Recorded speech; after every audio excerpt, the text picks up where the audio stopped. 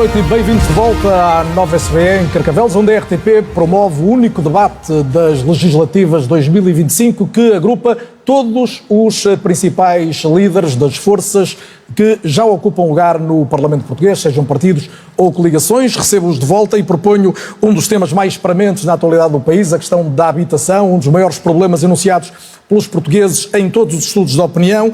Temos um dos países mais inacessíveis para adquirir casa ou mesmo para arrendar. Temos rendimentos que não acompanharam claramente o aumento dos preços das habitações e procuram soluções, desde logo na construção pública, mas não apenas. Pedro Nuno Santos, comece por si. O senhor conhece bem este assunto, até porque tutelou, enquanto ministro, esta questão, mas disse num debate recente que se aproximava... Eu não quero ser desagradável. Não, mas eu é que dirijo o debate, André, vai-me desculpar. Agora, eu quando falar, eu já lhe disse, quando for a sua intervenção, o André vai colocar a sua nota. Não. A RTP me dê a palavra. André Ventura vai falar e na oportunidade em que falar poderá colocar alguma nota, pode voltar ao tema. Não vai obrigar a mudar a orientação do debate, que agora é sobre a habitação. Acho normal acusarem de uma coisa dessa. André, vou respeitar a sua posição e o André vai respeitar a minha, como sempre fizemos. Pedro Nuno Santos, a pergunta é para si, dizia eu, conhece o dossiê, diz que se aproxima da AD em relação à habitação, que não tem uma visão muito diferente. Porquê? Onde me aproximo da AD é no diagnóstico de que é preciso construir mais e para aí. Porque, na realidade, as políticas que a AD seguiu no último ano tiveram como consequência uma aceleração dos preços do setor imobiliário. As casas hoje estão mais caras do que estavam há um ano e as políticas que a AD adotou acabaram por contribuir para isso, porque vínhamos a assistir a uma desaceleração dos preços. Desse ponto de vista, a AD falhou totalmente, porque grande parte dos jovens, a maioria, aliás, ficou ainda mais longe de conseguir comprar uma casa do que estava há um ano. E a AD também falhou nos apoios ao arrendamento. Hoje um jovem está à espera mais de meio ano para que o Porta 65 lhe pague as rendas que lhe são devidas. Desse ponto de vista, não há nenhuma proximidade. Agora é preciso construir. Algumas das casas que Luís Montenegro entregou devem-se aos programas que foram lançados quando eu era ministro. Luís Montenegro, sou ministro das Infraestruturas, e esse trabalho é preciso continuar. É preciso que nós continuemos a construção, intensifiquemos a construção, porque essa é a forma mais eficaz de nós conseguirmos garantir casas para os portugueses, casas para os jovens e não apenas para os jovens. E, portanto, aquilo que nós defendemos é uma conta corrente no Estado, financiada não apenas com os lucros da Caixa Geral de Depósitos, mas com dinheiro do Orçamento de Estado, que permita às nossas autarquias recorrer a esse financiamento para construírem casas que as pessoas consigam pagar ou construírem casas para um arrendamento que as pessoas consigam pagar e que permita, no regime de renda resolúvel, ao fim de 15 ou 20 anos, mediante o pagamento de um valor residual, as casas ficarem para si. Mas a construção, como o Pedro Nuno Santos sabe, demora a produzir efeito. Demora. Este assunto, esta questão não precisa de um choque no imediato? Demora, e se nós tivéssemos outros governos começado este trabalho há 20 ou 30 anos, nós hoje estaríamos em melhor situação. Mas isso não significa... Foi o PS quem governou mais tempo. Mas isso, o PS, o PSD e o CDS. Mas isso não significa que nós não devamos aumentar a construção hoje. Por exemplo, o Bloco de Esquerda tem defendido o controlo das rendas. E é uma medida que é bondosa. Ela, no curto prazo, pode ter mesmo como resultado a redução das rendas. Mas no contexto de um mercado sobreaquecido, a tentação é, no final do contrato, muitos senhorios deslocarem a casa do mercado de arrendamento para o mercado de venda. E aquilo que era uma medida que à partida parece bondosa, pode ter o efeito perverso de alguns inquilinos que durante a vigência do contrato pagam uma renda mais baixa, mas no final do contrato podem mesmo perder a casa. Um governo liderado por si nunca avançará com essa medida? Não, a regulação do mercado é importante. Nós tínhamos adotado, ainda no governo anterior do Partido Socialista, algumas regras de regulação do alojamento local que o governo da AD tratou logo de retirar. Ora, o que isso fez foi aumentar a pressão do lado da procura. Todas as medidas que a AD tomou tiveram esse efeito nefasto. Foi aumentar a pressão do lado da procura. No último trimestre do ano passado, nós tivemos um aumento dos preços de 15%, superior a 15%. Ora, isto é a prova de que a política da AD e do Governo para a habitação acabou por ter um efeito contrário àquele que era esperado e Luís Montenegro, qual é a cota-parte de responsabilidade que assume em o problema estar longe de estar resolvido? Por um lado, a AD falhou ZIG, Por outro lado, estamos a inaugurar casas que ainda vêm do tempo do Partido Socialista. Eu peço desculpa, isto sinceramente tem que arranjar uma formulação que condiga mais como Primeiro-Ministro. Esta incomoda muito, não é? Não é uma questão de incomodar, não tem absolutamente... Não incomoda. O senhor é muito incoerente. Não tem absolutamente sentido nenhum. O senhor é incoerente. As políticas que Luís Montenegro adotou em termos de habitação... Agora já não é, mas agora, Pedro Santos, é a vez do Luís Montenegro falar. Consequência o aumento dos preços. Comecei por si, Pedro Santos, agora é a vez do Luís Montenegro. O afastamento da população. Compreendo que não é fácil a missão, mas não consegue dar uma resposta sem ser incoerente na própria resposta. Não há incoerência nenhuma. E depois fica muito incomodado por essas incoerências serem anotadas. Luís Montenegro, esta questão do aquecimento... Pedro Nuno Santos, permita agora a resposta, por favor. Esta questão do aquecimento da procura, quando a oferta não sobe... Está a ficar alterado. Luís Montenegro, lembre-se da sua nova figura agora. Não tenho essa atitude. Deixe-me responder. Num frente a frente podia ser interessante. Estão mais 6 candidatos aqui, peço a vossa compreensão. O Pedro Nuno Santos hoje está particularmente nervoso. Por favor, na questão do aquecimento da procura, quando a oferta não acompanha e não pode acompanhar a outra. Foi Luís Montenegro. Deixe-me só dizer o seguinte.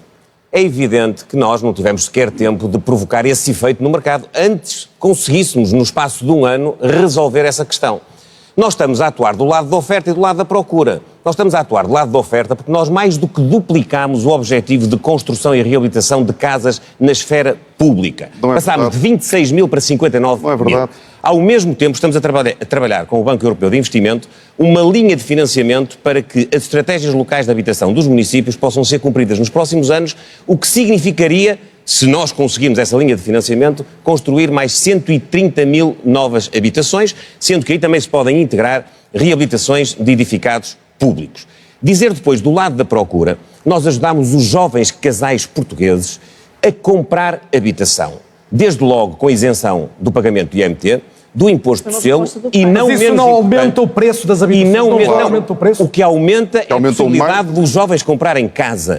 E, por outro lado, não menos importante, porque muitos jovens tinham esse obstáculo, nós colocámos em execução uma garantia pública para cobrir a parte que os jovens não conseguiam financiar na medida em que as entidades bancárias não financiam os 100% da habitação. Isto do lado da aquisição. Do lado do arrendamento, nós estamos a diligenciar no sentido de alargar, aliás já está em execução, alargar o âmbito das candidaturas. É verdade que há um problema de atraso no procedimento, porque nós alargamos também a capacidade das pessoas candidatarem. São mais 500 candidaturas por mês. São mais 500 candidaturas por mês.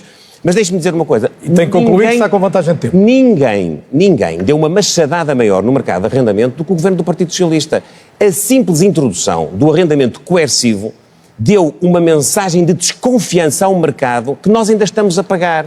Porque as pessoas desinvestiram, as pessoas não colocaram as suas habitações no mercado, as pessoas têm receio do congelamento das rendas, têm receio da compressão da capacidade do mercado poder acompanhar aquilo que é o seu normal funcionamento. Porque nós temos de atuar simultaneamente do lado da oferta, do lado da procura. Claro o seu ponto de vista. Mas se não houver oferta, quem paga é sempre a procura. Porque com menos oferta, que foi o que aconteceu nos últimos anos, é inevitável o aumento. No arrendamento, globalmente, a oferta tem aumentado, mas o ponto de partida também era muito baixo. Não estou a falar de um ano ou dois, estou a falar de uma tendência... que a oferta é que tem aumentado. De uma tendência dos últimos anos. Mariana Mortágua, tem sido a sua principal bandeira nesta pré-campanha, a questão dos tetos às rendas é quase a sua bala de prata. Mas quando Portugal aprovou em 2022 um travão até aos 2% de aumento e com o Mais Habitação 2023 também a limitar aumentos em novos contratos, isto já não são tetos que foram colocados e de eficácia relativamente duvidosa? Na verdade, esses tetos aos aumentos das rendas foi o que permitiu que as rendas não aumentassem mais. O que nós estamos a propor não tem a ver com o aumento, tem a ver com tetos ao valor máximo das rendas. Há duas novidades nesta campanha eleitoral, acho eu, nós temos aqui há um ano, e podemos identificar duas novidades nesta campanha. A primeira é a medida dos tetos às rendas que o Bloco de Esquerda trouxe para este debate e que marcou o debate da campanha eleitoral. Eu diria mesmo que deve ser a medida mais debatida desta campanha e provavelmente das poucas medidas de política pública que está a ser debatida. E em segundo lugar é a desistência do Partido Socialista relativamente à habitação, com Pedro Nuno Santos a dizer: nós aproximamos da AD, não temos solução diferente. E esta é a citação completa. Aliás, Pedro Nuno Santos tem toda a razão. Não é verdade. As políticas da AD fizeram subir o preço das casas, a isenção de IMT e todas as políticas fiscais. Mas o PS já disse que vai manter todas. Vai manter todas, não tem nenhuma solução diferente, há um pacto. Ana, mas Porque o a impacto- limitação o dos impacto aumentos, do deixa-me só aumento colocar este número. A limitação dos aumentos decidida em 2022 provocou uma redução do número de casas disponíveis para a habitação, nesse momento, de cerca de 20%. O número de casas disponíveis para arrendamento aumentou, quer em Lisboa, quer no Porto. Isso não impediu Globalmente. os preços de continuarem a aumentar. Nós temos um pacto dos principais partidos, não é só dos principais partidos, é do PS e de toda a direita, que nos diz, é o pacto da paciência. Esperem que se construa. Desde 2017, Não é estão a verdade. prometer 26 mil casas, agora são 50 mil casas, estão agora a entregar as chaves, as primeiras casas foram prometidas em 2017 e estão-nos a dizer, às gerações agora que não conseguem ter casa, que a solução é esperar que se construa. Aliás, a frase é mesmo, Pedro Nuno Santos mais uma vez, não há mais medida que possamos tomar. Não é verdade O que nós isso precisamos também. mesmo é de A construir Mariana não está a ser- e é não está a ser esperar, correta. e é esperar Não é que se verdade construa. isso. Eu não Nada estou disso. disponível para isso. E o Bloco de Esquerda também não está. Se na Holanda, se na Alemanha, os tetos às rendas funcionam de tal forma que o Partido Socialista na Holanda e na Alemanha querem prorrogar esta medida por mais um conjunto de anos e ela já estava em vigor. E nós podemos dizer claramente o que é que isto significa. Houve um canal, a CNN, foi fazer as contas aos tetos às rendas. Uma casa de 60 metros quadrados, ainda assim, menos 10 metros quadrados que a casa do Dr. Ventura. Menos 10 metros quadrados, 60 metros quadrados. Em Amsterdão, com os tetos às rendas de Amsterdão, custava 726 euros. A mesma casa de 60 metros quadrados em Portugal, bairro da Bela Vista, custava entre 1.300 e havia uma a 1.700 euros. Deixem-me dar uma novidade que acho que não é. O salário mínimo em Portugal são 840 euros, é muito menos do que a renda que estão a pedir, e o salário mínimo na Holanda são 2.400. Está convencida de que não vai haver diminuição de habitação disponível para arrendamento? Se o que acontece com os tetos às rendas é mais casas aparecerem no mercado de venda de casas, então já fizemos mais pela descida do preço das casas do que todas bem. as promessas de construção. André Ventura, Luís Montenegro e Pedro Nuno Já agora o Santos, salário somadas. 70 euros, não são É a vez do André Ventura, agora sim. André Ventura, na questão da habitação, diminuir o IVA da construção É é só uma porque das a Mariana suas Mortágua enganou-se no valor do salário mínimo. É verdade. Só por isso. Acho que uma coordenadora do Bloco de 870. Esquerda enganar-se no valor do salário mínimo não fica O André bem. Ventura Mas já não que é é RTP, mas já que é RTP, eu desculpe lá fazer-lhe uma crítica, é uma péssima gestão que está a fazer, porque não pode é a sua passar. opinião. É a minha opinião e acho que é legítimo. É legítimo. Representando de 1.200.000 pessoas, acho que é legítimo e a RTP deve respeitá-la. Qual é o desrespeito? Vamos ver, sim. Não estou a perceber. Eu ia para intervalo. Bom, está bem, mas se alguém lhe Deixa-me colocar esta diz, nota. se alguém lhe diz que é pedófilo Eu antes de ir tinha- para o intervalo, eu tinha- deve dar-lhe a palavra, Não, não é? ninguém- Ou acha que não? Acha que não ninguém deve dar? expulso. E deve deixar Eu não passar. ouvi que ninguém Desculpe, tenha ao PS e ao PSD não faria isso. Eu não ouvi que É o ninguém Carlos Daniel, tenha- ao PS, André Ventura, não é verdade, já esteve comigo noutros debates, Carlos, não se insista quiser nisso. interromper-me, se o Não tempo todo, insista eu não nisso, consigo dizer nada. Eu estou-lhe a dar Eu tenho direito a dar a minha opinião, Ana. É a sua vez, vou deixá-lo até falar bem, então disso, deixa-me e a lá seguir- dizer- mas tem 30 segundos para colocar a sua nota sobre isso e assim vamos falar da Porquê é que habitação. tem 30 com o senhor. segundos? Porque é uma réplica, André. Desculpe E lá. agora estamos a falar da habitação. A PS e PSD não faria isso, Carlos Daniel. Desculpe lá Faria. dizer-lhe isto. Tem feito exatamente o mesmo aos outros candidatos Eu vou que dizer só isto ao André, mas não vamos perder mais tempo. Diga então o que tem a dizer. Há uma grande diferença, sabe qual é? Não vamos para Irão nenhum, vamos mesmo para a diferença que há entre nós, que é, quando há um caso no Chega, seja ele qual for, eu umas horas depois já o resolvi. O Rui Tavares mantém-se a Carlos Daniel, segurá-lo falar a saber. nas câmaras de Lisboa e de outras, prestáveis pelos 8 assessores que lá tinha, a receber dinheiro na altura, anda a segurar corrupção em câmaras e noutras pelo país inteiro. A nossa diferença é que eu corto a direito, o Rui Tavares segura a direito porque é a muleta do PS. André Ventura, vamos à habitação agora, se não se importa. Agora quer responder agora. Não, o André, André, não faça esse jogo. O Rui Tavares vai falar na oportunidade dele, se quiser, coloca uma nota. A regra é igual. palavras imortais de Paulo Raimundo. André Ventura, peço desculpa, a regra é igual para todos. André Ventura, se não se importa, vamos respeitar. Nós vamos falar da habitação, eu vou colocar outra vez a questão. Diminuir o IVA da construção é uma das medidas que o Chega defende, não é só o Chega, mas o Chega defende como uma medida importante para baixar o preço das casas. A pergunta é como é que tem a certeza de que no fim da linha os construtores vão de facto e os promotores vão de facto oferecer ao mercado casas mais baixas. Como é que garante isso? Deixe-me dizer-lhe isto outra vez. Acho que o Partido Socialista, mais uma vez, chegar a este debate e falar de habitação, só mostra mais uma vez a tal falta de vergonha, deixou-nos com o país onde é mais caro da OCDE ter a habitação. Aquele homem que ali está deixou-nos como o país onde os Fala agora jovens das propostas mais governa há um Chega. André ano. Ventura, é O sobre Partido Socialista não propostas governa há um ano. Mas eu também não Agora, posso criticar o PS aqui na RTP. Pode criticar é que senão mais vão mudar a sigla da RTP, metam PS. Como é que garante que a Socialista não proposta governa há da um ano. descida... O Partido Socialista não governa há um ano, Temos a AD a governar há um ano mas deixou-nos. e hoje temos a habitação mais cara. Se eu não do que temos há um puder. ano. André Ventura, é a sua vez, mas o André que divergiu. Agora em frente. Muito bem. Este homem que aqui está ao meu lado é o responsável pelo estado da habitação em Portugal, porque estava num governo que tratou da habitação e nos deixou com péssima habitação pública, mas nos deixou com mais, deixou-nos com os jovens a ir embora porque não conseguiam aceder à habitação. Agora vamos à realidade. O Bloco de Esquerda defende que haja ocupações e que não haja despejos, mas isso é o Bloco de Esquerda, o PS não o pode defender. Portanto, o que vão defender é tetos de rendas. Ninguém pensa que baixando impostos também ajudaria um pouco aquelas pessoas que metem casa no mercado e depois dão 25% no IRS de rendimentos prediais. E, portanto, qual é o incentivo que hoje um proprietário tem para meter a sua casa no mercado se o Estado lhe saca 25%? Às vezes ficam com a casa toda destruída, outras vezes ficam com a casa praticamente incapaz de ser usada e o Estado ainda lhe saca 25%. Quem é que deixou isto? PS e PSD. Portanto, qual é o incentivo? Zero. Segunda questão. Porquê é que temos falta de habitação? O Chega quer baixar para 5%. Claro, porque assim há um incentivo para as pessoas porem as casas no mercado. O que o PS queria era ocupar vai lá estudar o salário mínimo, que acho que é melhor. Já existe. O que o PS queria era ocupar obrigatoriamente as casas em arrendamento coercivo. Isso é errado. O que o Bloco de Esquerda quer é ocupar casas e que não haja despejo. Isso é errado. As pessoas têm direito à propriedade. Terceiro elemento igualmente. Nós temos um problema de habitação porque temos imigração a mais também, isto tem que ser dito. Porque, evidentemente, se estamos a receber 1.600.000 pessoas, não há casas para toda a gente. Porque não houve nem a construção, nem a disponibilização. E o PS e o PSD entenderam, deixem entrar as pessoas. É muito bom, ficamos muito bem na fotografia, mas depois não temos casas para elas. E o que é que lhes dizemos? Olha, vão viver na rua, vão viver para o parque, vão viver para as estações de metro, vão viver para o parque. Quer dizer, é isso que lhes oferecemos. Último ponto. Nós temos que acabar com esta história de construir casas públicas para distribuir por ciganos e por outras minorias. Temos que acabar. Porque andamos há anos a construir casas que vão para os mesmos coitadinhos de sempre, que se pega nelas e diz assim, tu trabalhas, não, levas a casa à mesma. E o outro que está a 1 quilómetro não tem nada. Esta é a verdade. Andamos a distribuir casas por quem não quer fazer nada. E depois quem precisa não tem. E isto quer PS, está claro o seu ponto de vista. Rui Tavares, o Rui defende tetos às rendas e pergunto-lhe que tipo de tetos, se um teto mais transversal ou se com variações em função do tipo de contratos ou dos locais, das zonas onde se localizam as habitações. Os controlos aos preços das rendas fazem parte da caixa de ferramentas que os Estados têm em vários países do mundo em situações de crise como esta. Não é o centro da nossa política porque não há uma medida só que resolva aquilo que é um problema da habitação, já antigo que nós temos. Nós temos muito menos habitação pública do que os Estados congêneres, nem 2% temos, ou à volta de 2%. Muitos outros europeus têm 10% ou mais, e isso, evidentemente, não se faz de um dia para o outro.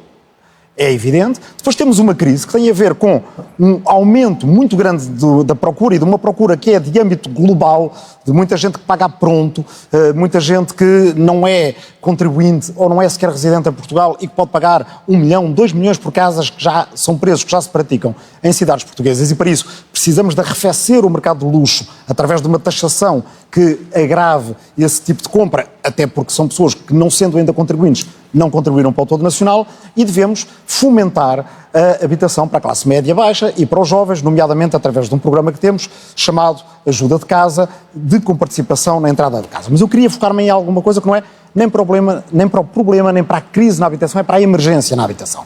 Nós temos um fenómeno de novos sem-abrigo, de pessoas que trabalham, que recebem a sua remuneração e, no entanto, estão na rua.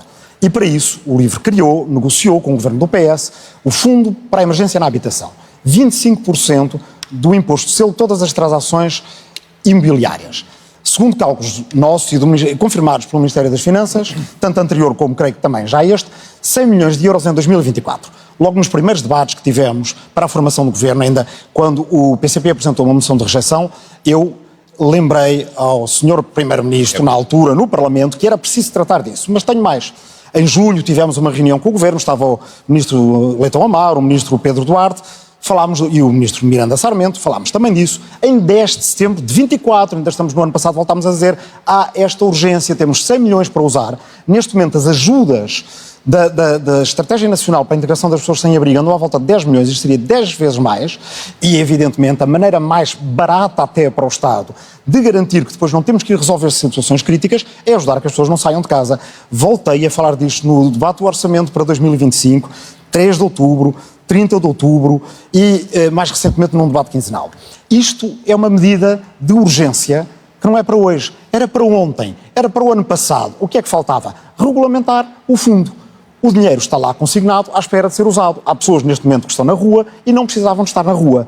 E, portanto, não é com uma medida apenas, é com um leque de medidas. Isso é incúria de quem? Para o médio. Bem, Primeiro, eu creio que foi negociado para o Orçamento de 2024 e aquele governo caiu logo e, portanto, aqui temos que ser justos. A incúria do atual governo, ainda por cima, como eu digo, não foi por falta de aviso, não foi por falta de lembrança, ficou por fazer e era uma coisa que era urgente. Rui Rocha, Rui Tavares, obrigado. Rui Rocha agora. Rui Rocha, o Mais Habitação prevê, e é uma questão muito concreta, que os novos contratos só possam ter uma subida das rendas de cerca de 2%. Eu diria que todos conhecemos casos de pessoas que tinham um contrato de arrendamento e que perante o novo contrato o aumento foi de tal modo que não puderam continuar a viver na mesma casa. A minha pergunta é se devemos fiscalizar mais, ou seja, fazer com que os senhorios, os proprietários cumpram esta lei, ou se pelo contrário esta lei não faz sentido. Carlos Daniel, o que nós precisamos de fazer é de construir mais. Construir. Mas eu tenho aqui uma nota anterior, porque eu ouço estas posições sobre tetos de renda e às vezes parece que temos aqui um conjunto de propostas a que eu chamo propostas da Frente Popular da Bancarrota. Nós temos nacionalizações, Bloco de Esquerda, o PCP, tetos de renda, já vimos que o LIVRE, o Bloco de Esquerda e o PCP defendem, limites a salários, subidas de 15% do salário mínimo, equiparação das pensões ao salário mínimo, aqui do André Ventura, defesa do protecionismo, das tarifas, das guerras comerciais, aqui o André Ventura também a defender as políticas de Donald Trump e, portanto, eu chamo isto uma espécie de terraplanismo, obscurantismo económico. Poucas verdades que o Rui Rocha agora disse. Nós temos que partir para outras soluções para a habitação. Eu ouvi Luís Montenegro e Pedro Nuno Santos a acusarem-se mutuamente e, curiosamente, eu concordo com as acusações que um e outro fizeram entre si. Concorda com ambos? Concordo com as acusações que fizeram um ao outro. Concordo com as acusações. Porque é verdade. Mesma solução de ambos. É verdade. E ela é assim, concorda com os dois? Não, eu concordo. Vai explicar, está com Eu concordo com as acusações, vamos entender, eu concordo com as acusações que um e outro fizeram entre eles. É evidente que o PS tem uma enorme responsabilidade na crise da habitação. Pedro Nuno Santos foi o Ministro das Infraestruturas e da Habitação. E os portugueses devem mesmo perguntar se alguém que não teve competência para Ministro se pode apresentar a Primeiro-Ministro. Os portugueses decidirão. Agora, a AD piorou o problema. Isto é verdade. Porque a AD tomou um conjunto de medidas, trouxeram mais procura e mesmo os jovens que o Luís Montenegro fala, hoje, com o aquecimento do mercado, aquilo que tiveram de pagar a menos, se tivessem comprar casa, já tinha sido comido pelo aumento dos preços. O que é que a AD não fez? Não tomou medidas do lado da oferta. Vamos à construção pública. Não é uma questão de falta de dinheiro. A questão é que o Estado não tem conseguido executar o dinheiro que tem disponível. E, portanto, a solução tem que ser outra. Sim, baixar o IVA da construção. Porque há muitos projetos que hoje não avançam, sobretudo para a classe média, porque o custo fiscal, nomeadamente do IVA, é demasiado elevado. Temos que baixar o IVA da construção para 6%. Aliás, a habitação é um bem essencial. Ninguém compreende que pague IVA de bem de luxo, de um iate. E, portanto, temos que baixar para 6%. Para trazer mais construção. E a pergunta que fazia o André Ventura também te faço assim. E tenho a certeza que consegue que os promotores coloquem no mercado as casas mais baratas? Tenho a certeza que aumentando, por exemplo, não tenho a certeza que aumentando a construção, com outras medidas que também quero falar, haverá mais oferta e isso trará mais oportunidades para os portugueses comprarem casa. Segunda questão muito importante do ponto de vista da oferta. Simplificação. Os portugueses hoje são sujeitos a um martírio quando querem construir casa, que pode demorar meses ou anos até obter um licenciamento. Mas há um ponto ainda muito importante, que é o mercado de arrendamento. A AD não fez praticamente nada. O Ministro das Infraestruturas apresentou um plano de construção. Tinha medidas do arrendamento, umas entraram em vigor ao fim de 20 dias, outras ao fim de 60. Até hoje não aconteceu nada. É evidente que temos que baixar os impostos para quem tem propriedade, para ter um incentivo a colocá-la no mercado, e é evidente também que temos de tratar da justiça, porque quem tem propriedade tem medo dos problemas que arrendar pode trazer. E, portanto, nós temos que ter soluções para o imediato, arrendamento, trazer mais casas para o mercado. Existem alguns milhares de casas ainda disponíveis para isso. Portanto, melhorar as condições para quem tem propriedade, pôr no mercado e construir e começar já. Já agora, só uma nota final. Eu ouvi o Luís Montenegro a dizer que o Estado não consegue resolver 500 processos dos subsídios de arrendamento. Estamos a falar de 125 processos por semana. Estamos a dizer que o Estado atrasa 6 ou 7 meses os subsídios que as pessoas estão à espera porque não consegue tratar de 125 casos por semana. Não é a falência do Estado e da gestão do Estado. Eu, então, já não sei o que dizer. Raimundo, como é que... São mais 500 por mês. Como é que compete... meses, Rui Rocha. Digaram 2 meses, agora são 7. Os projetos são mais... Se sobrar algum tempo nesta ronda da habitação, ainda permite essas réplicas. Para já, Paulo Raimundo, a sua leitura sobre este problema grave, não duvido que partilhe dessa preocupação, e sobre a forma como se pode incentivar a que os proprietários coloquem mais casas desde logo no mercado de arrendamento. Olha, se me permite, eu acho que o Pedro Nuno Santos utilizou aqui a palavra-chave do confronto que está, de dois projetos que estão em confronto. É a palavra mercado. E este mercado, o tal mercado que Pedro Nuno Santos, Luís Montenegro, André Ventura e Rui Rocha, de forma muito entusiasmada, defendem, foi este mercado que nos trouxe à situação em que nós estamos hoje. Porque este mercado, com 2% de habitação pública e 98% de mercado privado, nas mãos da banca e dos fundos imobiliários, trouxeram-nos à situação que chegámos hoje. E foi aqui dito logo na entrada do tema, o Carlos Daniel frisou isso, Portugal é um dos países com as casas mais caras, mas curiosamente é um dos países também com os salários mais baixos. Ora, este é o grande problema que é preciso resolver. Nós precisamos de enfrentar a especulação, precisamos de pôr a banca e os fundos imobiliários a contribuir para este problema, com os seus pouquíssimos, entre aspas, lucros, e precisamos de aumentar os salários e os rendimentos de quem cá vive e de quem cá trabalha. Como é que se constrói mais e se evita a especulação? Só a construção pública? Vamos lá ver. Nós não temos um problema de construção pública no nosso país. Então nós temos 2% de habitação pública num país e 98% do setor privado. Não há um problema, não há a mão do Estado, diria assim, a abafar-se a iniciativa privada, como o Rui Rocha está sempre entusiasmado a dizer. Não, nós precisamos de construir mais, é verdade. Nós precisamos de pôr 1% do PIB, pelo menos, para a intervenção pública, para a construção, para a reabilitação e para o aproveitamento do património do Estado para a habitação. Este é um caminho. E precisamos fazer uma outra coisa. Como eu disse há pouco, é preciso pôr os 6,3 mil milhões de euros de lucros da banca a contribuir para este problema, que é coisa que passa sempre ao lado. Pede-se esforço a cada um de nós, pede-se esforço a quem trabalha, pede-se que se aguente esses salários baixos para aguentar as prestações da casa, para pagar as rendas, pede-se esforço às vezes aos senhorios, mas nunca se espera nenhum esforço, nenhum cêntimo à banca. Isto não pode continuar assim, porque se isto continuar assim, os resultados finais vão ser exatamente os mesmos que estão a fazer agora. Isso me permite, para acabar, que é o problema do arrendamento. Nós temos regras hoje, já fixam tetos para as rendas. Temos rendas é preciso olhar mesmo. Temos rendas congeladas em Portugal. Ui, isso é que é um problema, Rui Rocha. É. Olha, já agora, Rui Rocha. Diga, já agora, só por curiosidade, se o Carlos Daniel me permitir. A sua proposta é mesmo acabar com o congelamento das rendas, dessas poucas que existem? Para aqueles contratos de 1990? Fica a pergunta no ar. Fica a pergunta, a resposta e para o Luís Montenegro também. Claro. Mas já agora, se me permite, só para acabar a questão da renda. Há uma medida para nós é fundamental, que é a estabilidade do arrendamento. Aquilo que propomos é que o arrendamento tenha, pelo menos, como referência 10 anos num contrato de estabilidade. Isto é estável para quem arrenda, é estável para os senhorios e é estável também...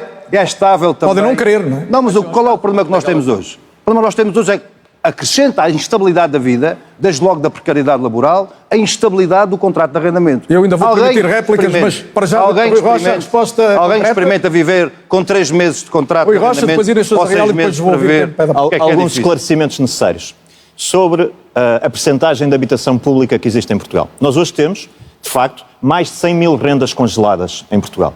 E isso significa que temos congelamento de rendas. Significa, portanto, que em Portugal há habitação pública e depois há ação pública feita sobre os proprietários. São os proprietários que estão a ter a função pública de ter renda e de ter apartamentos e ter casas disponíveis no mercado. São os proprietários que estão a ser obrigados pelo Estado a substituir-se ao papel do Estado. Agora, sobre a pergunta que o Paulo Raimundo fez... Tem que ser muito rápido. A agenda ser despejada nas suas casas? Não, Paulo Raimundo. Não há agenda a ser despejada? Não. Não há agenda a ser despejada? Paulo Raimundo, se me permitir. Tem razão. Fez uma pergunta, eu quero responder. Mas respondeu-me que não, né? Não há agenda a ser despejada. Eu não respondi isso, eu quero responder, se me permite. Fez-me uma pergunta, qual é a posição da Iniciativa Liberal sobre as rendas congeladas? Deve ser feito o descongelamento de rendas, o mercado deve funcionar e a ação social deve ser feita pelo Estado. Aqueles que não têm possibilidade de pagar renda de acordo com o mercado, devem ser subsidiados. Vai ficar caro ao Estado, é muita gente. Já houve estudos sobre isso que falam de 500 ou 600 milhões, é o custo que a medida tem. Não podem ser os proprietários a fazer ação social. O Estado existe, olha, é melhor isso do que gastar dinheiro na FASEC como o PS decidiu. Não há despejo. Real, para ter resultados no imediato é preciso mexer na fiscalidade, aliviar a fiscalidade da parte dos proprietários ou não? Não há despejo. Também, mas Carlos Daniel, permita-me antes de mais que refira os grandes partidos e este debate em torno da habitação deixou isto claro que os grandes partidos têm falhado naquilo que tem sido a política da habitação. Prometem muito em termos de campanha eleitoral, mas depois pouco executam. Há pouco Luís Montenegro deu um exemplo que não é um exemplo de uma conquista da AD. O aumento da isenção do IMI de 3 para 5 anos é uma proposta do PAN. Portanto, não foi a AD que conseguiu não só essa melhoria em termos daquilo que é o acesso dos jovens à primeira habitação, mas sim o PAN. E isto é não só demonstrativo da importância de contrapontos e de partidos responsáveis na Assembleia da República, como o PAN tem trabalhado para as pessoas, como conseguimos também para as vítimas de violência doméstica o acesso ao Porta 65 para a habitação, mas não nos podemos esquecer que precisamos de ter um Plano Nacional de Habitação que dê resposta às duas coisas, ao mercado de arrendamento, mas a quem tem o sonho de comprar a casa própria. Aliás, nós hoje é o Dia da Mãe e sabemos que, infelizmente, há muitas crianças sinalizadas cada vez mais nos hospitais que não têm alta social porque estão sinalizadas como em situação de sem-abrigo. E para isto não ouvimos aqui nenhuma resposta dos grandes partidos. Qual é a grande resposta no imediato? Nós precisamos de disponibilizar no imediato, porque sabemos que a construção vai levar o seu tempo. É preciso construir, mas também é preciso colocar as casas que o Estado tem vazias no mercado. Os vários estudos dizem que estão mais de 10 mil falar disso em todas as campanhas eleitorais. Continua a ter assim tanto o Estado? Continua a ter e continua a não executar. Aliás, nós não nos podemos esquecer que a lei dos solos foi mais um erro e uma atrapalhada, não só da AD, mas todos os grandes partidos foram a reboque, porque não falámos ainda das questões ambientais, mas também dentro da habitação, para além de colocarmos estas casas no mercado. E aí temos dinheiro para executar isto, que é o mais de 1.000 milhões de euros que temos dos residentes não habituais em termos de isenções. E aí, no que diz respeito a quem é estrangeiro no nosso país, os grandes partidos continuam a manter estas pessoas intocáveis e este dinheiro fazia muita falta para o alojamento estudantil, mas também para a oferta pública, mas no que diz respeito quer à justiça social e ambiental, nós continuamos a ter pessoas que passam frio no inverno nas suas casas e golpes de calor no verão e não continuamos a combater a pobreza energética. E mesmo recentemente o apagão que Portugal teve, e hoje não se falou nisso e também aqui, para além das falhas de comunicação do Governo, continuamos a não ter uma visão para o país no que diz respeito à soberania energética e a aproveitarmos e executarmos uma medida que também o PAN fez aprovar na Assembleia da República, que é termos um plano do sol para todos, que é precisamente as energias renováveis. Nós temos uma ameaça concreta neste momento dos combustíveis fósseis, do nuclear, a querer, já com as garras de fora, que se recua naquilo que tem sido a política ambiental no nosso país, mas também na habitação temos que olhar apenas não para a construção. Da habitação, Pedro mas permita-me, Carlos Daniel, eu não interrompi ninguém, pedi-lhe só que me deixasse concluir. Com certeza. Nós também na habitação não podemos olhar apenas para aquilo que é a construção, mas a forma digna ou indigna como as pessoas ainda vivem no nosso país, com mais barracas que temos, até naquilo que têm sido as políticas que não têm sido combatidas, mas também com a precariedade da habitação que existe do ponto de vista da pobreza energética. Já está equilibrado o seu tempo. Inês, Pedro Nuno Santos? Queria dizer algumas coisas, nomeadamente... Tem que ser curto, tem que ser rápido, compreendo. Não, rapidamente. Mais agressivas ou menos agressivas, mais assertivas ou menos assertivas, todas as intervenções aqui, aquilo que defenderam foi mais construção, a iniciativa liberal, construção privada, mas todos aqui defenderam mais construção. O único que lançou um programa de construção pública a sério em Portugal fui eu. Muito bem. O PCP estava aqui a cavar um fosso que é um fosso artificial, porque na realidade a grande solução do PCP é a construção pública e depois no arrendamento são contratos de 10 anos, que tal como a medida que o Bloco de Esquerda apresenta de teto nas rendas, poderia ter como consequência a redução do estoque de arrendamento. A iniciativa liberal, para acabar, a iniciativa liberal defende IVA a 6% para todas as casas, para incentivar a construção.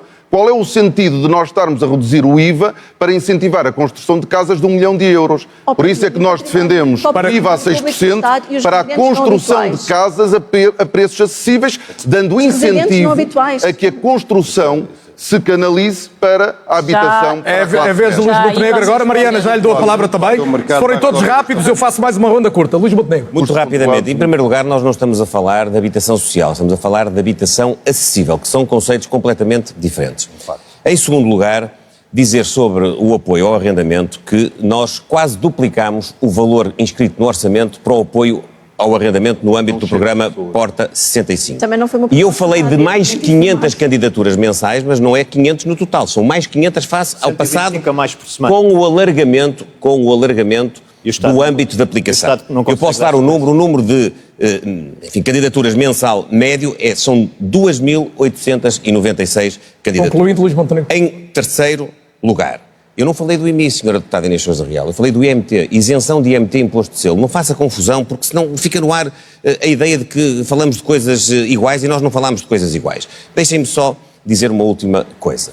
O Dr. Pedro Nuno Santos foi Ministro das Infraestruturas e Habitação. Tenho dúvidas que tenha sido ele a lançar o programa, mas também dou-lhe essa borla. Não há esse problema. Foi o Partido Socialista, lançou um programa. Quando nós chegámos ao governo, esse programa que era para construir 26 mil casas, ou reabilitar 26 mil casas, não e construir no total, só tinha dinheiro para cobrir o investimento de 16 mil. Não é verdade. Nós tivemos de colocar mais 2.800 milhões de euros. Os senhores já debateram esse assunto, eu tenho mesmo que avançar. Para aumentar a porque quer a Mariana Mortágua, quer o André Ventura ainda queriam usar a palavra, o Rui Tavares também. Peço a Pedro todos Nuno Santos foi bom a fazer o PowerPoint, mas a executar foi... E eu agora nem vou dizer mais nada, vou dizer os nomes e são 30 segundos, senão o debate estende-se e não falamos de saúde, não falamos de rendimentos. Mariana. Eu pergunto-me se os partidos aqui representados têm noção que a maior parte das pessoas já não tem acesso à habitação. Que a maior parte dos jovens já não tem acesso à habitação. O Estado na habitação, as rendas congeladas, o preço médio de um T1 ou de um T2 em Lisboa supera o salário mínimo. As pessoas não conseguem pagar e ter paciência. Está colocada a sua nota? Não, mas eu queria só terminar para dizer o seguinte. PS e PSD têm-se unido numa estratégia, que é dizer às pessoas que não é possível, tentar convencer as pessoas que não é possível baixar o preço das casas, nem ter tetos nas rendas. Como é que aumenta o número de casas? E eu estão a ser enganadas. Como é que aumenta o número de casas? Se é possível na Holanda, se é possível na Alemanha, se é possível em todos os países... repetir, Mariana. Obrigado, André Ventura. Não, eu queria só dizer isto que me parece importante, que é o ano em que a habitação começou a ficar difícil em Portugal, mais difícil, foi em 2019, que foi o ano em que a geringonça estava a terminar. E, portanto, os partidos de esquerda vêm aqui hoje como se não tivessem nenhuma responsabilidade no desastre da habitação que foi o Partido Socialista, quando sustentaram 4 orçamentos do Estado em que a habitação foi sempre a piorar, sempre a piorar. Segundo, o Pedro Nuno Santos, como ministro, foi à televisão, ele e o seu governo apresentaram grandes powerpoints da habitação, do que é que ia mudar, passou o tempo todo como ministro, saiu como ministro, voltou e a habitação continua exatamente no mesmo ponto em que estava. Ou seja, os powerpoints do PS valeram 0. O que é que nos garante agora? Temos um ano de AD. Se Pedro Nuno Santos for eleito primeiro-ministro, vai mudar alguma coisa do que 7 anos... Está colocada a sua nota, para terminar mesmo. Já não só tem dizer mais isto. É inconcebível que o Estado tenha milhares de fogos devolutos sem ninguém e os outros andem a dizer que é para os privados terem arrendamentos coercivos. Quando o Estado não faz isso às suas próprias casas, é impressionante. Bem, eu queria, em primeiro lugar, apelar a que as pessoas pudessem ir ver no programa do LIVRE o programa Ajuda de Casa para ver a distinção em relação à garantia jovem do Governo, que tem estado a aumentar o preço das casas e a beneficiar quem já tem mais, e na alternativa de governação do LIVRE há uma verdadeira parceria pública ao cidadão em que se comparticipa na entrada daqueles que hoje em dia têm medo até de ir ao banco pedir um crédito, mas queria, acima de tudo, salientar uma coisa. Luís Montenegro teve uma réplica na qual pegou em vários temas e, mais uma vez, deixou de fora o Fundo de Emergência na Habitação, aquilo para o qual ele foi alertado durante tanto tempo. 100 milhões de euros que estão consignados prontos a usar, que resolviam problemas de pessoas agora, que aliás já resolviam ontem. Luís Montenegro, faço-lhe uma sugestão. Faça como fez com o nosso passo ferroviário nacional, dê-lhe outro nome e apresente como uma medida. Daqui a pouco não conseguimos falar de mais tema nenhum. Rui Rocha, rapidamente. Uma pequena nota sobre os processos dos subsídios de renda. O que Luís Montenegro nos diz é que há mais 500 processos do que havia por mês. Então temos, basicamente, com os números que apresentou, um aumento de 20% dos números de processos e o tempo para despachar esses processos aumentou 200 ou 300%. Não é aceitável. Vamos recuperar. Não é aceitável. É 5 segundos. Falta competente. O Iru também estava sem capacidade, foi assim que o Pedro Montenegro, agora parece que sou eu. O Pedro Nuno Santos, agora parece que sou eu. Muito competente. É o tema que foi tratado.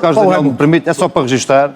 O Pedro Nuno Santos encontrou aqui uma forma de criticar as propostas do PCP, de forma enviosada, mas não interessa, mas que, tal e qual como Luís Montenegro, André Ventura e o Rui Rocha, foi incapaz de fazer uma referência à urgência de pôr os lucros da banca e dos fundos imobiliários a contribuir para o problema. É um sublinhado que o Paulo Raimundo deixa, Inês. Ainda no respeito do acesso aos jovens à habitação, parece-me fundamental, e Luís Montenegro não disse, está disponível ou não, para que o regime do crédito bonificado seja Deixemos ouvir a Inês, por favor. Inês Sousa Real. Porque nós não nos podemos... Isto é assim no Parlamento e é assim também nos debates. Acontece, isto é um debate, apesar de tudo pode acontecer. Não tem mas há sempre em particular uma pessoa em concreto.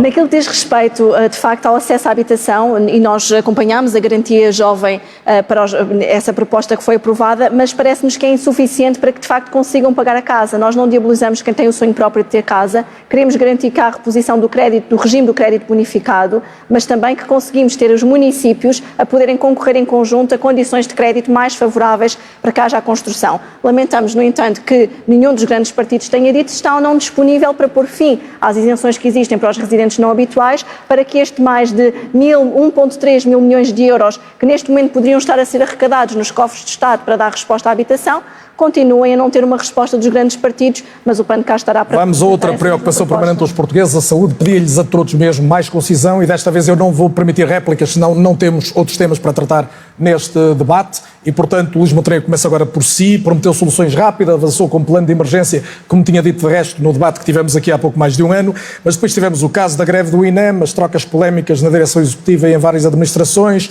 a promessa dos médicos de família que ainda não está cumprida, as urgências fechadas. É o seu maior falhanço neste ano de governação?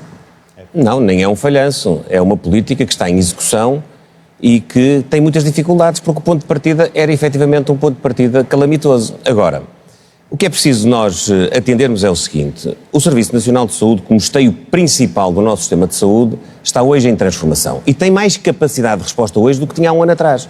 Hoje são mais rápidas as consultas, são mais rápidas as cirurgias, hoje há mais portugueses com médico de família do que havia há um ano atrás, hoje os serviços de urgência encerram menos do que encerravam há um ano atrás. Evidentemente que não está tudo resolvido. Do plano de emergência e transformação da saúde estão 80% das medidas executadas, mas há outras que não estão no plano de emergência, que são medidas estruturais que estão em curso, há outras que são essenciais e que foram tomadas. Por exemplo, a valorização das carreiras dos médicos, dos enfermeiros, dos técnicos de emergência hospitalar e pré-hospitalar, de todas as profissões que colaboram para o Serviço Nacional de Saúde.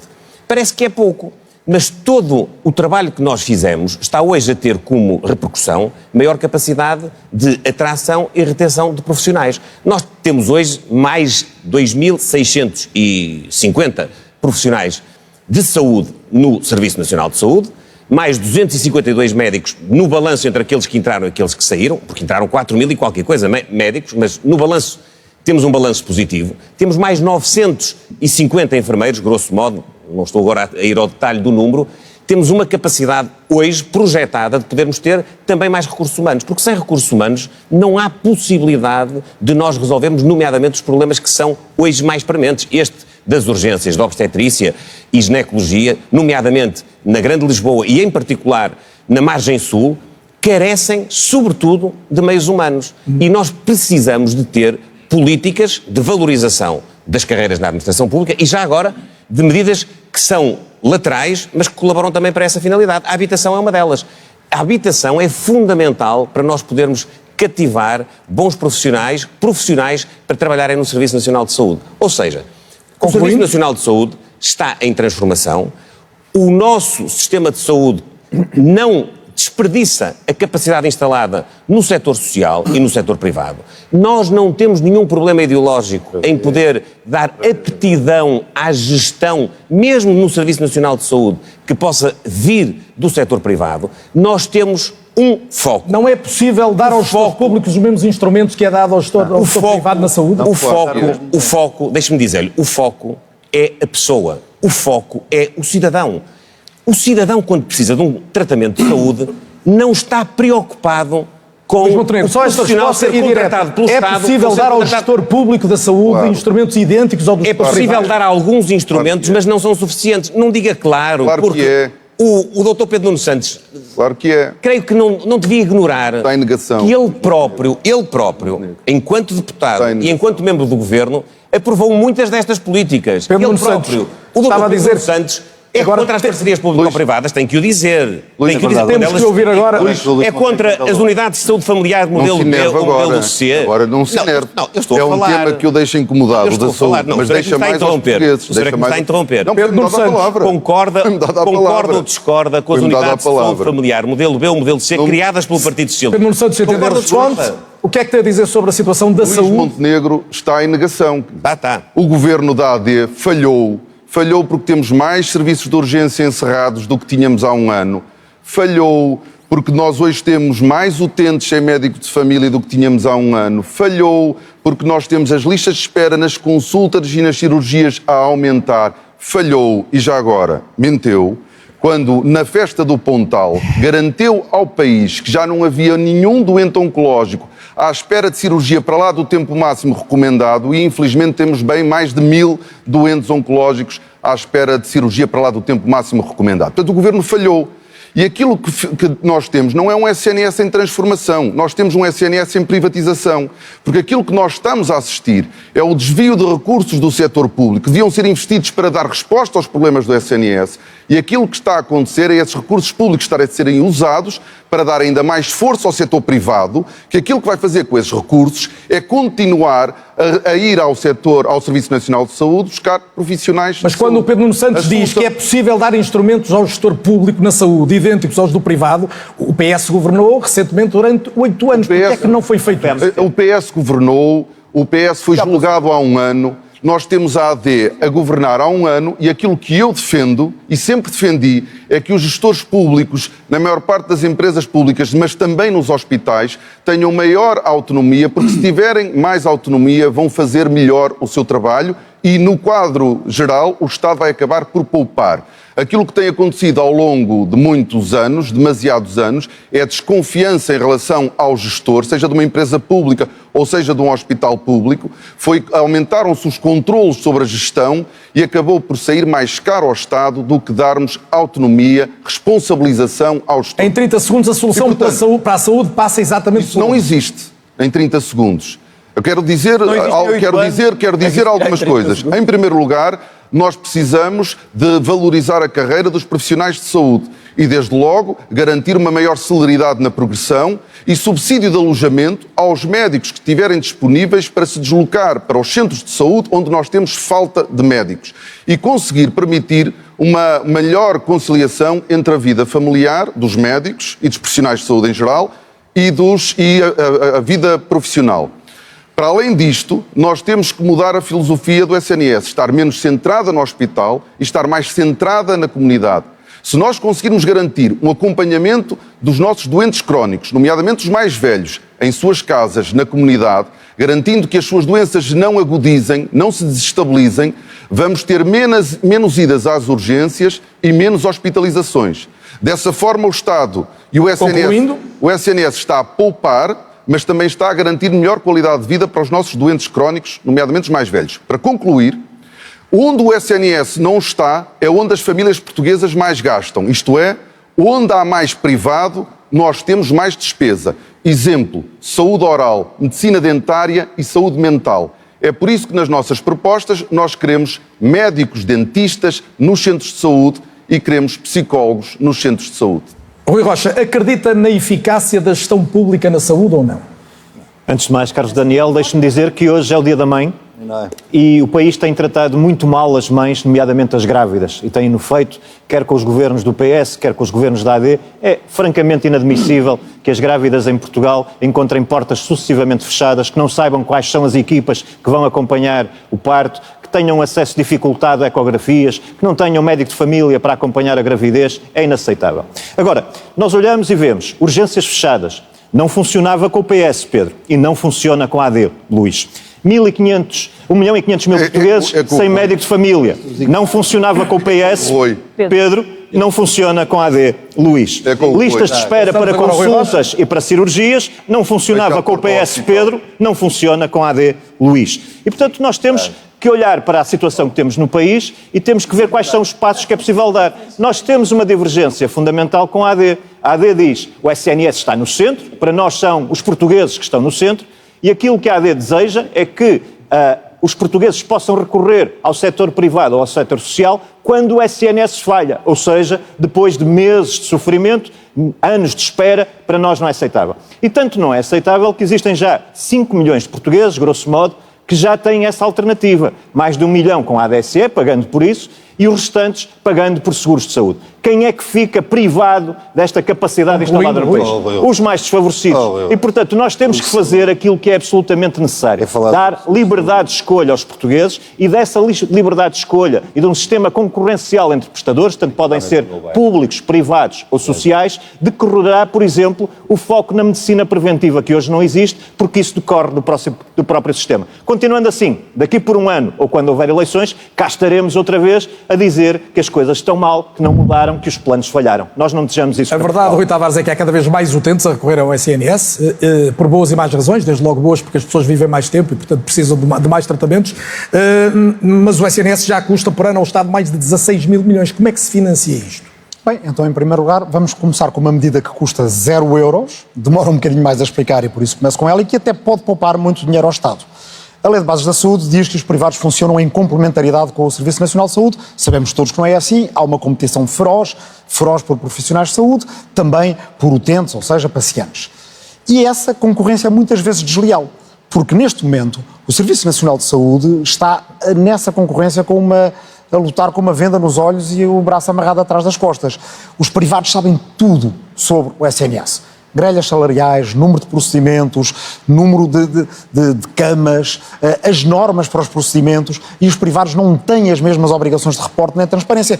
Toda a gente sabe, até o outro Rui, que um mercado que tem assimetria de informação é um mercado que é desleal, possibilita a concorrência desleal, mas votou contra aquilo que o livro propõe, que é precisamente que todos tenham a mesma informação. Porque é muito bonito dizer, como disse Luís Montenegro, que o doente, quando vai ao privado ou quando vai ao Serviço Nacional de Saúde, quer ser atendido. É verdade. Mas as normas são diferentes. Procedimentos que no público obrigam a ter um anestesista, obrigam a ter enfermeiros, podem não ter as mesmas normas no privado e estarem a ser apresentados, muitas vezes publicitariamente, como sendo a mesma coisa. E, portanto, esta medida, a qual eu nunca consegui que um Ministro da Saúde de qualquer governo nos últimos anos me dissesse que discorda, ela vai estar em cima da mesa para uma alternativa de governação na qual o livro seja determinante. Segundo aspecto, o programa Regressar Saúde. Nós já temos um programa Regressar para os imigrantes portugueses que queiram regressar. Muitos deles, sabemos, são médicos, são enfermeiros, são técnicos de saúde, são aqueles que já formámos, nos quais já investimos e que é mais rápido ter de volta, sem estar agora a formar do zero. E traduz-se em quê? Vantagens fiscais? Bem, não só. Por exemplo, a casa, apartamentos de função, é algo que não se negocia de um dia para o outro, porque temos que garantir que somos justos com os que cá ficaram e cá estão, e portanto temos que envolver os sindicatos, temos que, evidentemente, desenhar um plano que nos permita direcionar esses profissionais, a maior parte deles portugueses, e que foram formados cá e que podem regressar para unidades de saúde familiar modelo B, públicas e não C, privadas. Connosco, como já dissemos muitas vezes, como condição preliminar para começar a conversar uma alternativa de governo, não haverá privatização do Serviço Nacional de Saúde.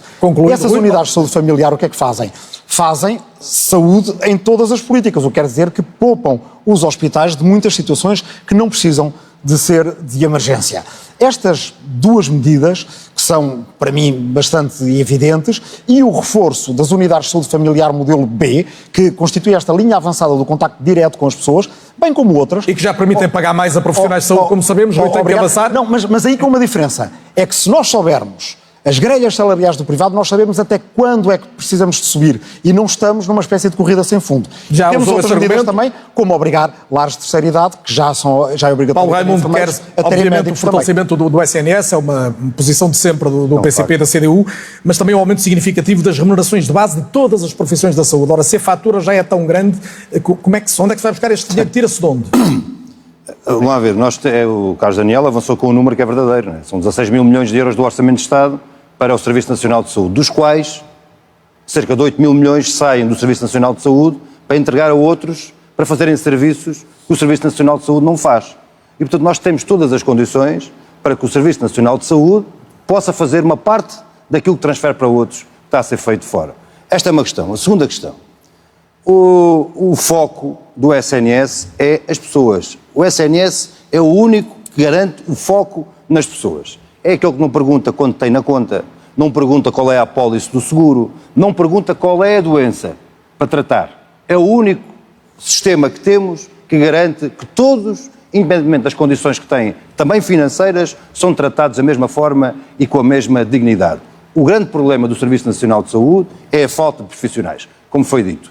Não é jogar dinheiro no Serviço Nacional de Saúde, é investir no Serviço Nacional de Saúde, que é o mesmo que dizer investir na saúde dos portugueses e daqueles que cá vivem e de cá trabalham. E, portanto, se o maior problema é a falta de profissionais, médicos, enfermeiros e outros técnicos, então aquilo que compete a um Estado responsável, a um Governo responsável, um Governo que vai garantir o Serviço Nacional de Saúde, é exatamente isso.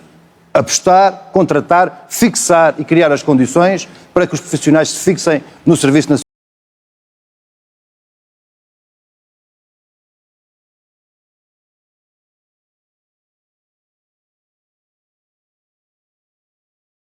Nacional de Saúde. E para concluir, eu não tenho nenhuma dúvida que, havendo valorização das carreiras, das profissões, havendo condições de trabalho, havendo condições de progressão e havendo salários dignos, não tenho nenhuma dúvida que os profissionais vão optar pelo Serviço Nacional de Saúde em desfavor do setor privado, com o qual, quero lhe dizer, aproveitar esta oportunidade, nós não temos nada contra o setor privado, cada um que abra as suas clínicas, cada um que abra os seus hospitais, não há nenhum problema com isso. Não pode ser à custa dos recursos públicos e à custa de cada um de nós. Isso é que não. Os recursos públicos são para investir no Serviço Nacional de Saúde. André Ventura tem dito, em nome do Chega, que precisamos de um sistema que funcione, não interessa se é público ou privado. Claro. A pergunta é em que é que a sua proposta se diferencia concretamente da AD e da Iniciativa Liberal, que dizem sensivelmente o mesmo. Antes de mais, deixe-me dizer isto.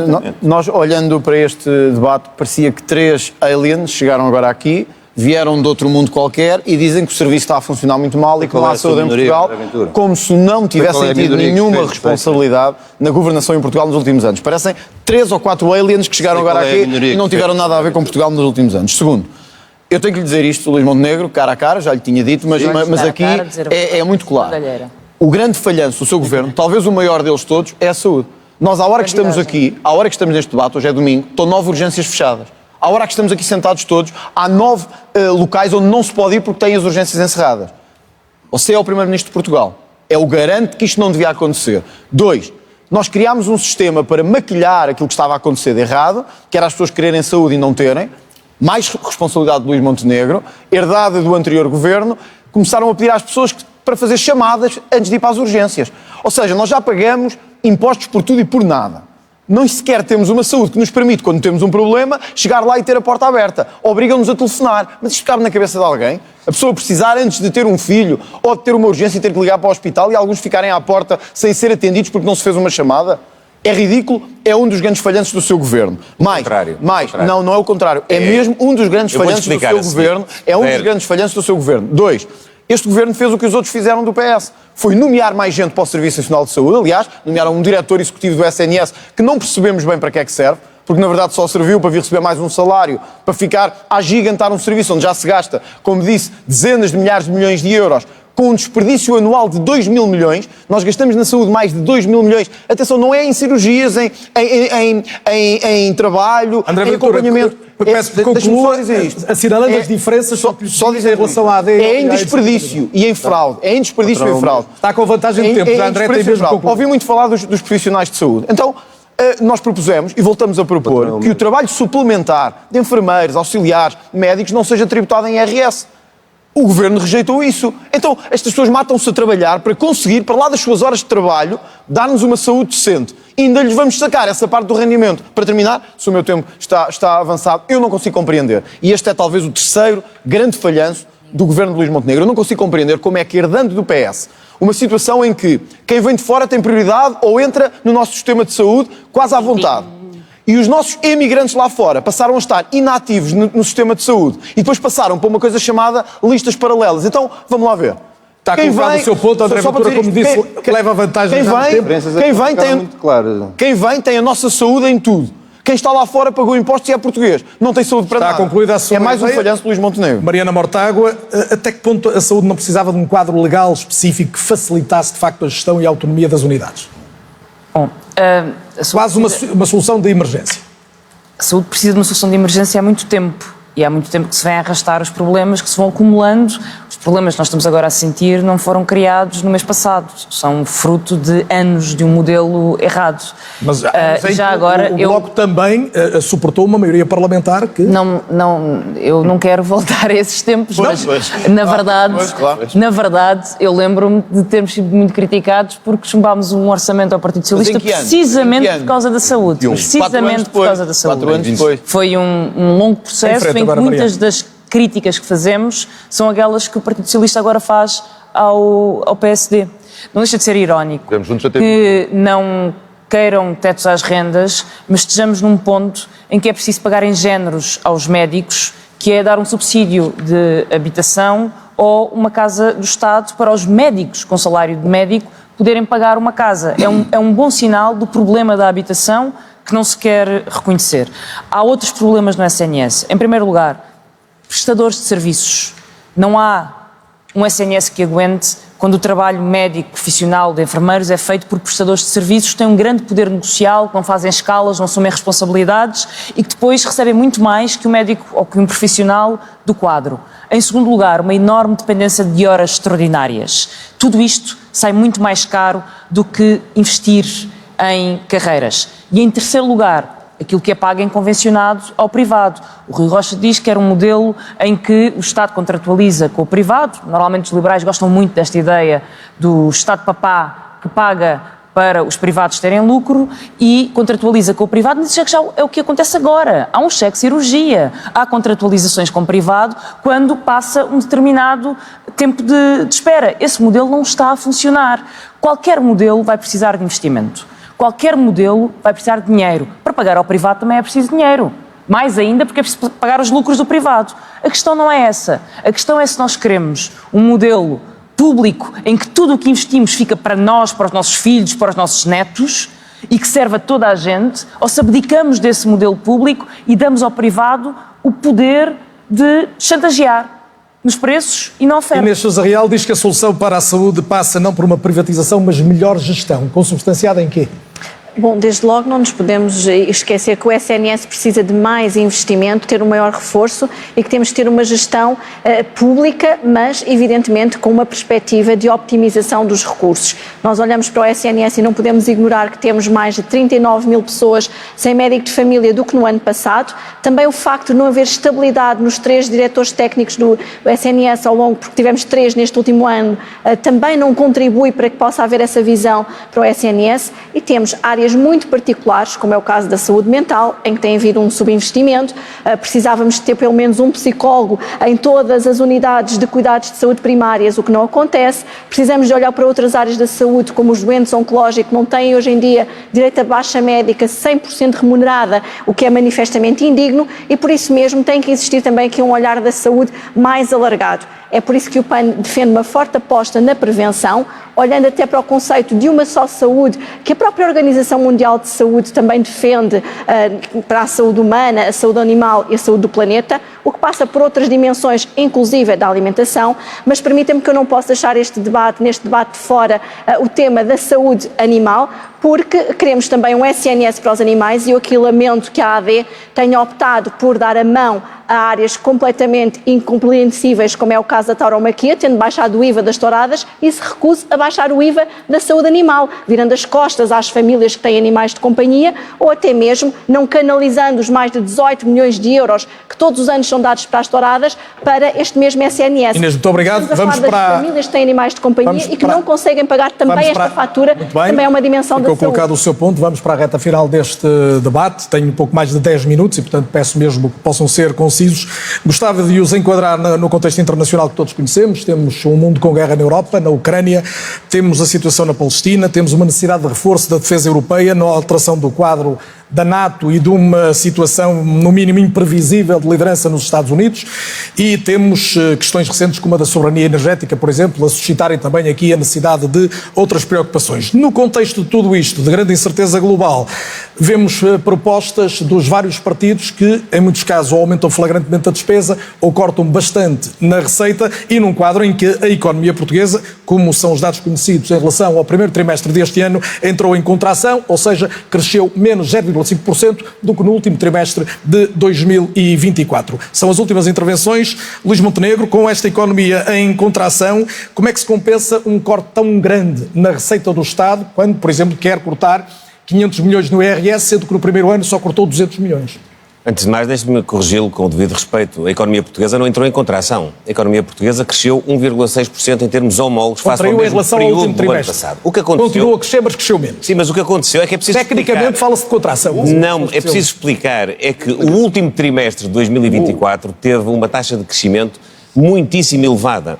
1,5%. Que não tem paralelo desde que nós entramos no euro, com exceção do período da pandemia. Não houve nenhum trimestre onde tínhamos crescido tanto como no último trimestre de 2024, com exceção do período da pandemia, que teve oscilações muito grandes. Portanto, esse tremendismo da expressão Mas assim, a média europeia, como sabe, foi superior à do trimestre do último trimestre. Esse tremendismo da expressão contração, sinceramente, não é aplicável à economia portuguesa. Nós estamos num bom momento da economia portuguesa, temos estabilidade económica, temos estabilidade financeira e temos todas as razões para continuar a ter um ano em que, se perspectiva, possamos chegar ao final com todas as nossas estimativas cumpridas. Dito isto, nós evidentemente que temos que ser prudentes, mas também temos que ser ambiciosos. Nós, quando propomos baixar o IRS, já 500 milhões de euros este ano, nós estamos a estimular e a valorizar o trabalho. Nós, quando propomos cumprir aquilo que está no Orçamento de Estado relativamente a motivar o investimento das empresas, nós estamos a criar condições para poder ter mais investimento. Nós estamos a criar condições para poder chegar ao final do ano e ter um desempenho como tivemos no ano passado. Nós, no ano passado, chegámos ao final do ano com mais de 2 mil milhões de euros de IRC do que aquilo que estava estimado no Orçamento do Estado que tinha sido aprovado. Portanto, mantenho o otimismo, acha que não vai ter que refazer. Eu mantenho o otimismo, independentemente de estar bem consciente das incertezas e das ameaças que a situação internacional acarreta. Agora também quero dizer-lhe, relativamente àquilo que referiu sobre o investimento na área da defesa, que ele é hoje crucial do ponto de vista do exercício das nossas liberdades. Isto é uma luta pela liberdade, pela segurança europeia, por projetarmos nos próximos anos mais autonomia e mais soberania do ponto de vista do nosso bloco. Tem que avançar, o tempo voa. Pedro Nuno Santos, como é que olha para os resultados recentes da economia portuguesa e se vislumbra esta capacidade de resiliência de voltar a subir? Olho como muitos portugueses, ou como a totalidade dos portugueses, com preocupação. Esta é outra área em que Luís Montenegro falhou. Prometeu crescimento económico e, ao último trimestre da sua governação, a economia portuguesa recuou 0,5%. Este é o resultado que Luís Montenegro nos deixa. Não dá para celebrarmos uma situação económica quando o primeiro trimestre é de queda da nossa economia. O que significa que o crescimento económico para 2025 já vai ter de ser revisto em baixa, porque ninguém contava com uma contração económica no primeiro trimestre. O que torna o programa da AD, que já era uma fantasia, uma impossibilidade completa de ser executado. É uma mentira o cenário macroeconómico e o programa eleitoral da AD. As propostas do Partido Socialista, elas preparam o país para um clima de incerteza e, quem sabe, de aumento da inflação se houver uma guerra comercial. Quando nós apostamos na redução dos impostos, por exemplo, no IVA zero para os bens alimentares, a carne, o peixe, o leite, o ovo. Os ovos vão passar a ter IVA zero, o que vai, obviamente, reduzir o custo de vida que as nossas famílias enfrentam quando se vão abastecer ao supermercado. O mesmo com a eletricidade, com a redução do IVA para 6% em todo o consumo energético, ou a redução do IUC, ou a redução e fixação do preço do gás de botija. Isto é, o nosso programa é não só mais realista, porque custa metade do que custa o da AD, como é um programa que está mais adaptado a um cenário de incerteza económica e que defende a população. Quando o Luís Montenegro diz que nós prometemos tudo a todos, eu já tive a oportunidade de dizer isto e repito, nós não prometemos tudo a todos, mas de facto o que nós prometemos é para todos. Que é a todos. André Ventura. Mesmo ano passado, André Ventura. Superámos todas as metas, todas. A sua cassete era... Não, mas chega... Há muito 0,5%. Peço desculpa, eu tenho que avançar. No final de 2024, todas as metas. Eu estou no limite e tenho que dar... E do déficit. Luís Montenegro, agradeço. Falhou na economia. André Ventura, o Chega pretende mexer em vários impostos, IRS, IRC, IVA, IMT, IMI. Parece que, mediante essa proposta, que muitos já apelidaram de demasiado expansionista falhou na economia. E até é impossível de cumprir, tem que refazer estas contas com o cenário atual? Antes de mais, deixe-me dizer isto. A proposta do Chega e do cenário macroeconómico é muito mais próximo do Conselho de Finanças Públicas do que a do PS e do PSD. Só para que isto fique claro, a do PSD é completamente ilusória em matéria de exportações, prevê um aumento de 4% das exportações até 2029, o aumento do PIB que prevê de mais de 3%, é uma fantasia de programa, efetivamente. O do Partido Socialista não é uma fantasia porque parte do mesmo modelo, que é sacar a toda a gente para continuar a distribuir.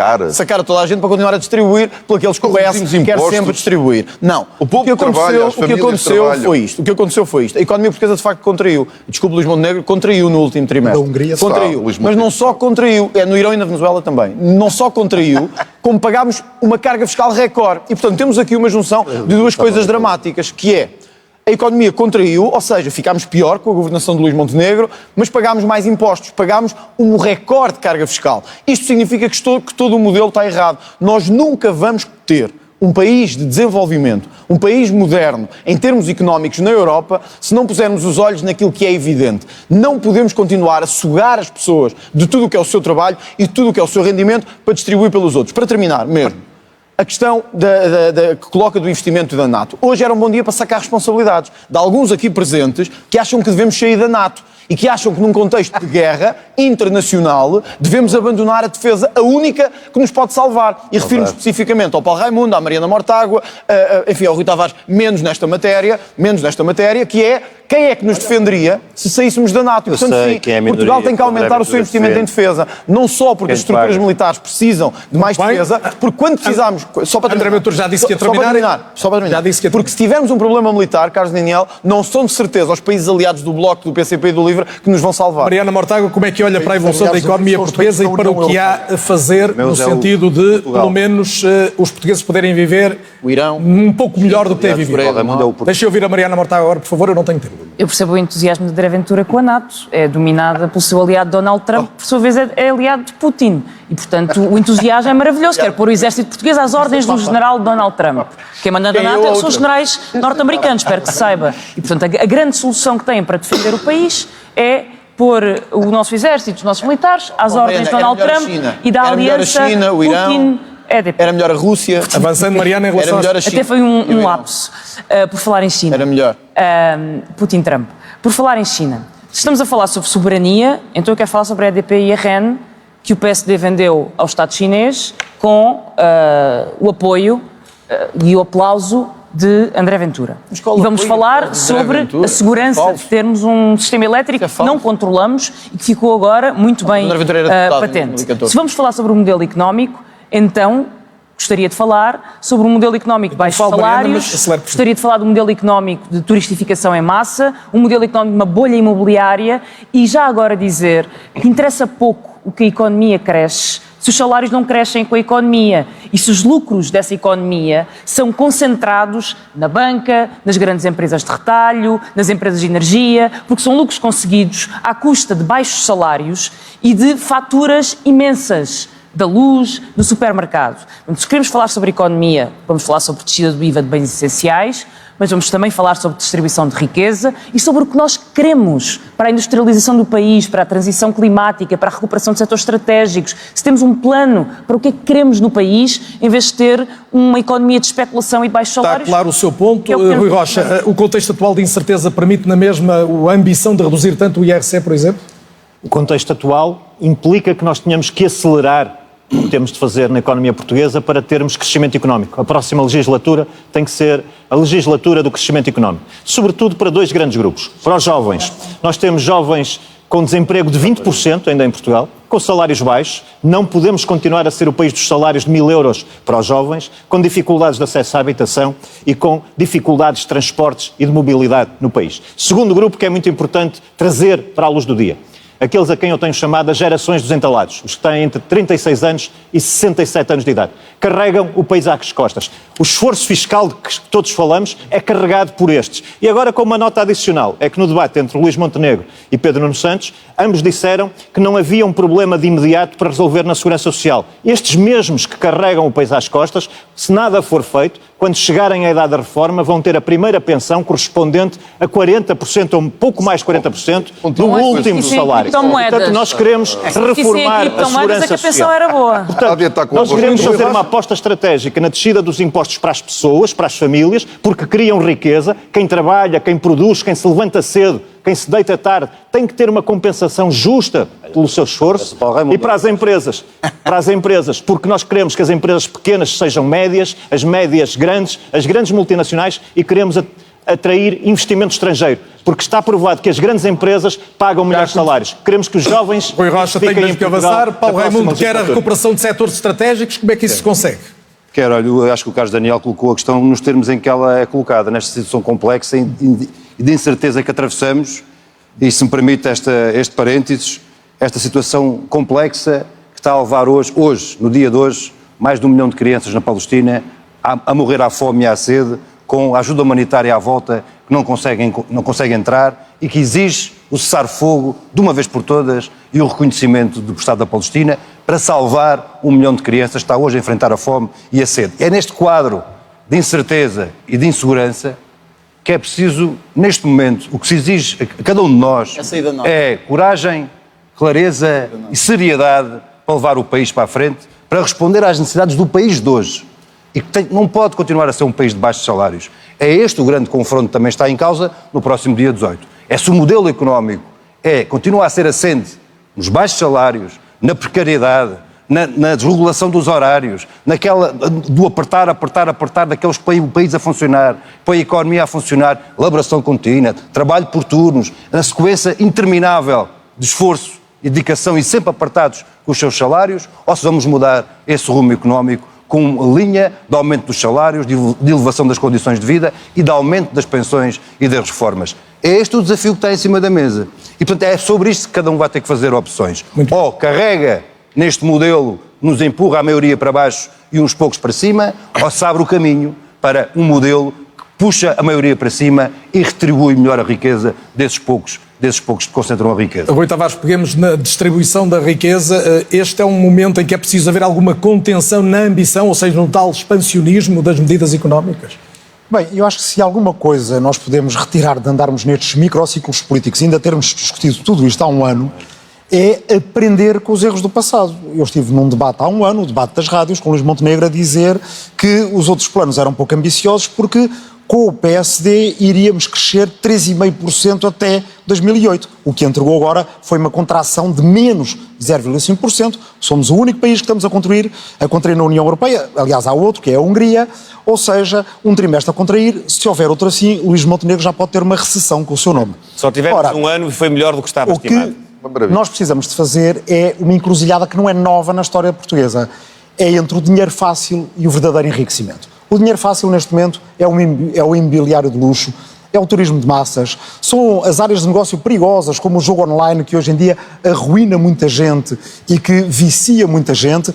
Este é o dinheiro fácil, como antes já foi o ouro do Brasil, como antes já foi o petróleo das ex-colónias. O verdadeiro enriquecimento é cuidar daquilo que é nosso, bem do nosso território, da nossa biodiversidade, da nossa diversidade paisagística, é valorizar a nossa força de trabalho, que hoje em dia é mais qualificada do que alguma vez foi no passado, é, na Europa, ter uma alternativa de governação que passa pela construção de uma comunidade europeia de defesa, é no plano internacional, sim, ter uma política clara, coerente, de direitos humanos, e não no fim da de uma linha, mas que também só funciona se tivermos uma alternativa de governação, porque na verdade no Parlamento já votámos várias vezes a independência da Palestina e até agora nenhum governo a reconheceu. Para lá do tempo, Rui Tavares, é preciso alguém que diga o que não foi dito nunca, nem sequer nos tempos da geringonça, que só há uma alternativa de governação, pelo menos da parte do LIVRE, em que o LIVRE participe, que o LIVRE faça parte, que o LIVRE apoie, se esse reconhecimento for imediato e se o apoio à Ucrânia não for abandonado. Muito bem, Rui Tavares, tem que avançar. Peço desculpa, tenho que avançar. Rui, não tem mais tempo e nasceu a real. Mas se tivermos essa alternativa, ainda o apanhamos. Tem receio do que pode dar esta guerra comercial, a guerra das tarifas, e tem dito que é preciso uma visão de longo prazo que dê alguma proteção à economia. Isto passa por quê? Bom, nós temos a consciência de que este braço de ferro entre Trump e a União Europeia pode pôr em causa áreas estratégicas do nosso país, como a produção têxtil, a cerâmica, entre muitas outras. E, portanto, precisamos de proteger o emprego, precisamos ter uma visão também que torne Portugal mais competitivo e diferenciador em relação aos outros países, e isso faz com uma forte aposta na economia verde. Lamentavelmente, os sucessivos governos, em particular agora o da AD, não só cortou mais de 700 milhões de euros no Orçamento de Estado no combate às alterações climáticas e, consequentemente, também na adaptação das infraestruturas do país a isso mesmo, e também aos riscos e vulnerabilidades em matéria de defesa. O apagão recente demonstrou-nos isso mesmo, a importância de apostarmos na soberania energética, na dependência, combatermos a dependência excessiva que Portugal tem na produção de alimentos e a par da produção de energia. Em termos de agricultura, temos de ter uma estratégia para o país na produção das leguminosas. E eu recordo-me quando desafiei o Parlamento a aderir às segundas sem carne, o Ministro da Agricultura não só teve uma visão absolutamente arcaica em relação àquilo que Portugal deve investir precisamente em áreas estratégicas como os cereais ou as leguminosas, como também este sucessivo incumprimento de mais de 429 milhões de euros do PRR é absolutamente incompreensível. E é por isso que no dia 18 de maio o PAN fará toda a diferença no Parlamento, trazendo esta visão da economia verde, mas também de justiça social, ser sinónimo de justiça ambiental. O horizonte é mesmo 18 de maio, o dia das eleições. Eu quero agradecer muito a todos a presença na RTP. Obrigado. E, obviamente, o sentido democrático de haver um debate que junta todos os líderes das forças políticas portuguesas com representação parlamentar nesta altura. Todos concorrem, desejo a todos uma boa campanha. No limite, as eleições são sempre a grande festa da democracia. Quero, obviamente, agradecer muito a quem nos seguiu ao longo destas mais de 2 horas e deixar desde já o convite para um novo debate dentro de 2 dias, depois de amanhã, portanto, terça-feira, neste mesmo local, com aqueles que são os principais responsáveis pelos partidos que se candidatam também, mas que até agora não tinham lugar no Parlamento. Boa noite, muito obrigado.